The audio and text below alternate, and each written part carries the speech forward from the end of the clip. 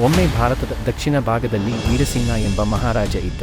ಆತನ ರಾಜ್ಯವು ಶಾಂತಿ, ಸಂತೋಷ ಮತ್ತು ಸಿರಿವಂತಿಕೆಯಿಂದ ತುಂಬಿತ್ತು. ಜನರು ಅವನನ್ನು ಪ್ರೀತಿಯಿಂದ ಜನರಾಜೇ ಎಂದು ಕರೆಯುತ್ತಿದ್ದರು. ವೀರಸಿಂಹನು ಯುದ್ಧದಲ್ಲಿ ಶೂರನಾದರೂ ಹೃದಯದಲ್ಲಿ ದಯಾಮಯನಾಗಿದ್ದ.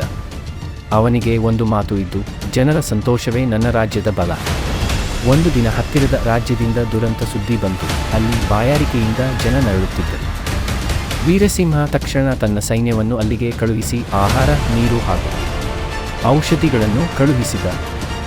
ಜನರು ಕಣ್ಣೀರು ಹಾಕಿ ಕೃತಜ್ಞತೆ ಹೇಳಿದರು. ಆ ಕ್ಷಣದಲ್ಲಿ ಅವನು ಅರಿತ, ನಿಜವಾದ ಜಯವು ಕತ್ತಿಯಲ್ಲ, ದಯೆಯಲ್ಲಿದೆ. ವರ್ಷಗಳು ಕಳೆದವು.